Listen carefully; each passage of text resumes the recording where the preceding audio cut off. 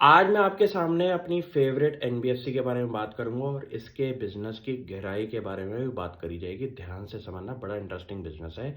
ये है हमारा गोल्ड लोन बिजनेस, जहां पे मन्नावरम फाइनेंस के बारे में बात कर रहा हूँ। कंपनी आज की डेट में 1 साल के टाइम पीरियड में 66% की रिटर्न दे चुकी है, जहां पे निफ्टी ने सिर्फ 27% की रिटर्न दी है। रीजन बिंग, आज की डेट में कंपनी का जो कोर बिजनेस है वो है हमारा गोल्ड लोन फाइनेंसिंग। अब आपको ये देखना पड़ेगा कि कंपनी का जो बिजनेस है उसके पीछे की जो सिक्योरिटी है वो क्या होती है। वो गोल्ड नहीं होता कभी भी, हमेशा गोल्ड ज्वेलरी मानी जाती है। क्यों? क्योंकि गोल्ड देना अलाउड नहीं है as a security for loan, लेकिन गोल्ड ज्वेलरी के ऊपर ही आपको लोन मिलता है।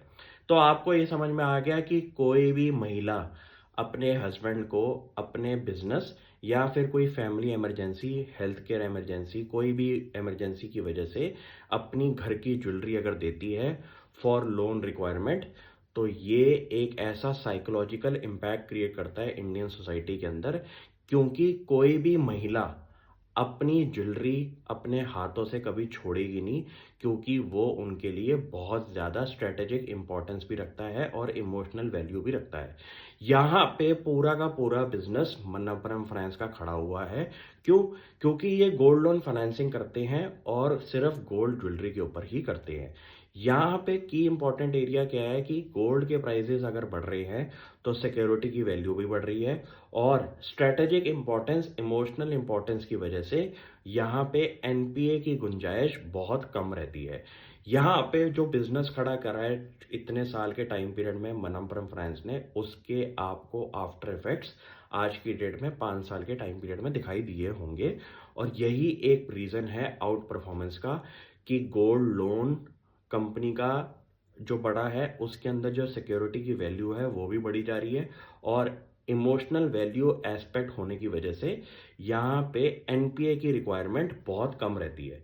ये तो हो गया एक पार्ट कि कंपनी का गुडविल मार्केट में कैसे बनी हुई है।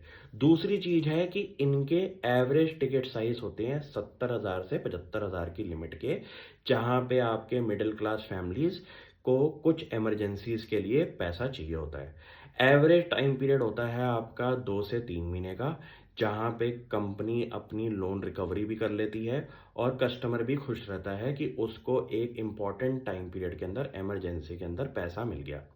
यहाँ पे rate of interest highest in the industry रहते हैं, क्योंकि अनसिक्योर्ड लेंडिंग के अंदर कंपनी का भी एक बिजनेस है जहां पे माइक्रो फाइनेंस बिजनेस कंपनी का केटर होता है। ये एक ऐसा एरिया है जहां पे कंपनी का 2 से 3 महीने के अंदर अपना आईपीओ भी आने वाला है। और यहाँ पे आप ये समझ सकते हैं कि एक गोल्ड लोन कंपनी ने अपनी सब्सिडरी माइक्रो फाइनेंस, जहां पे मेजॉरिटी आपका अनसिक्योर्ड बिजनेस रहता है, उसका भी कंपनी ने बिजनेस खड़ा कर दिया है।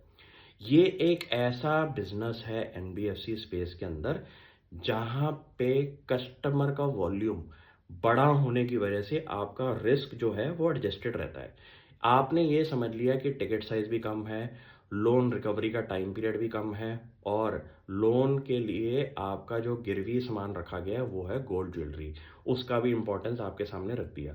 तो ऐसी कंपनीज आपके पोर्टफोलियो में अगर हैं और आपने उनको दिल लगा के पढ़ाई करी है, आपको मैं गारंटी से कह सकता हूँ पैसा आज नहीं बन रहा, कल नहीं बन रहा, लेकिन आगे जाके फ्यूचर में ज़रूर बनता है ऐसी कंपनियों में अगर आप काम करें। Thank you.